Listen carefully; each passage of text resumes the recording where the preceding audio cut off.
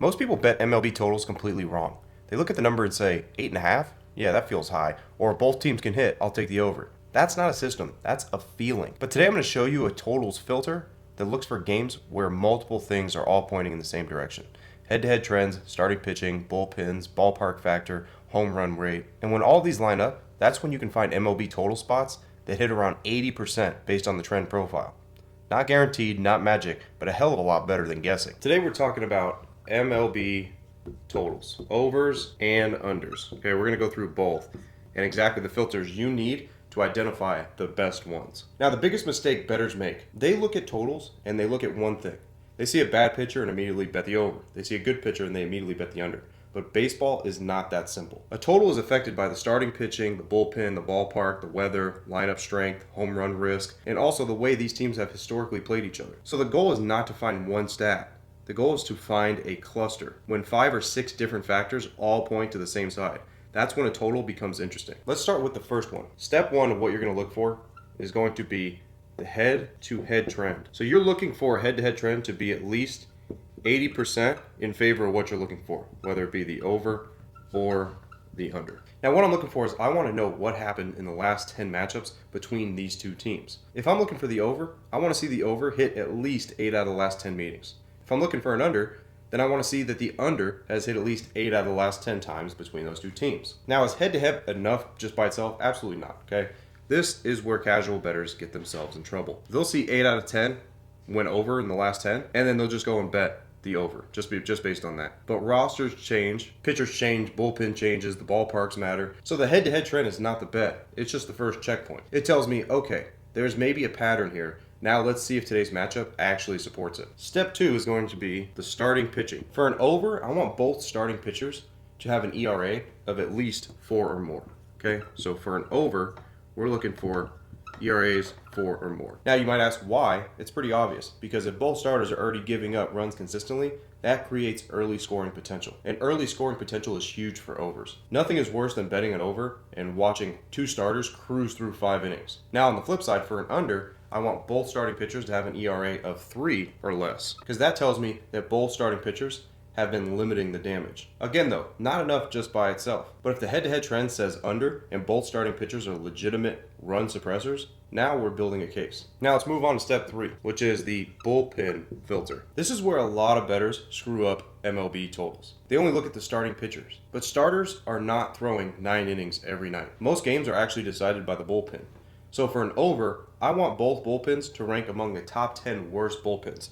So for an over, got to be top 10 worst. That means even if the starting pitchers survive early, there's still a strong chance that the game opens up late. Walks, middle relievers, bad command, inherited runs. One bad bullpen inning can blow an under to pieces. Now on the flip side, for an under, we want the top 10 best bullpens in that scenario. Because now, I'm not just relying on the starters. I'm saying if this game gets to the 6th or 7th inning, low scoring, do I trust the arms coming in? For unders, bullpen trust is everything. Now let's go ahead and get to step 4, which is going to be the ballpark factor. Now before we get through step 4, if you want to bypass all of these filters and you want the answers just delivered to you daily, you could use the Linemaker AI, which I developed with all of these filters in mind. So that way it scans through and gives you this within seconds rather than manually having to go through all this. You can start your free trial by clicking the link in the description, so that way you guys can see for yourself just how quick it is and how much time it'll actually save you. Now the ballpark factor matters more than most casual bettors think. Not every stadium plays the same. Some parks are better for hitters, some parks suppress runs, some parks give up more home runs, some parks turn routine fly balls into cheap damage. For an over, I want the game in a hitter-friendly ballpark. Small dimensions, carry,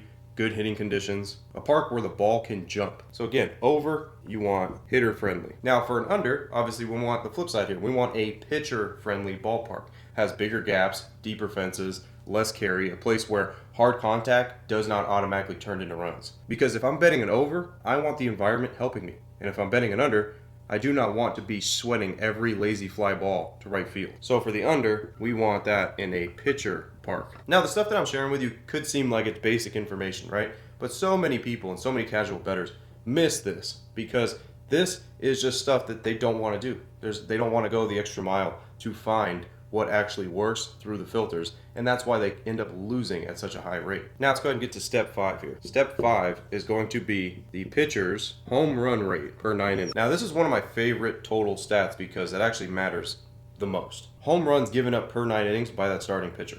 For overs, I want starting pitching with a high home run rate, okay?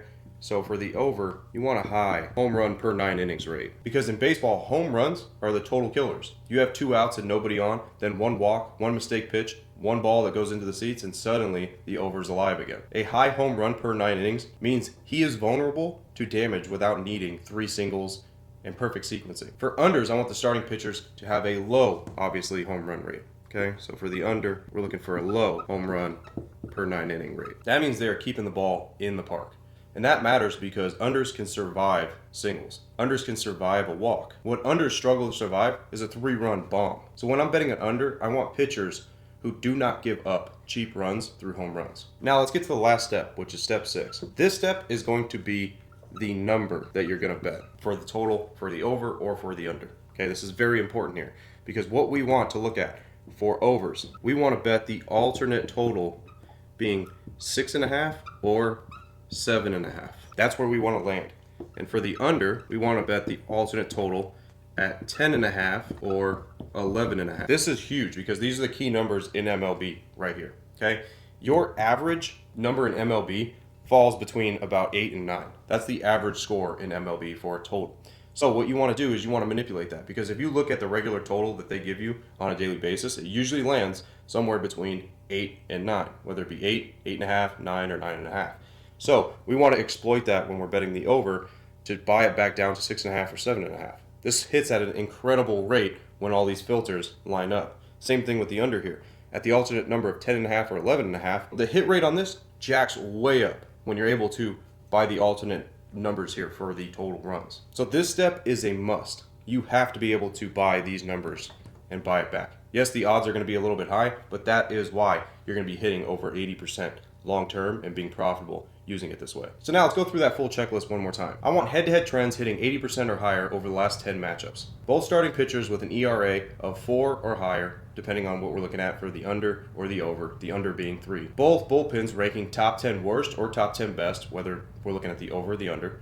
A hitter-friendly ballpark for the over, a pitcher-friendly ballpark for the under. Both starting pitchers with elevated home run per 9 inning rate for the over and lower for the under, obviously. And when all that lines up, then you adjust the total to what you're looking at, whether it be the over or the under. When all that lines up, now you have a real edge for MLB totals. Not just thinking now, oh, I think both teams could hit the over or the under. You actually have a full-fledged edge built in that you could actually use to be able to produce long-term gains. Now again, if you guys want to bypass all of this, or you want to take these filters and you want to implement them into an AI system, all you have to do is use the Linemaker AI that I developed. It's very easy. All you do is put these filters in and spits it out within seconds, rather than you spending all day looking at all this stuff manually and opening up a bunch of different tabs and wasting all of your time. So if you want a free trial to try out the Linemaker AI, make sure you guys click the link in the description so that way you can see for yourself exactly how easy it is now to be a profitable sports. As always, I'm Frank with Linemaker Sports. I'll see you guys in the next video. Till then,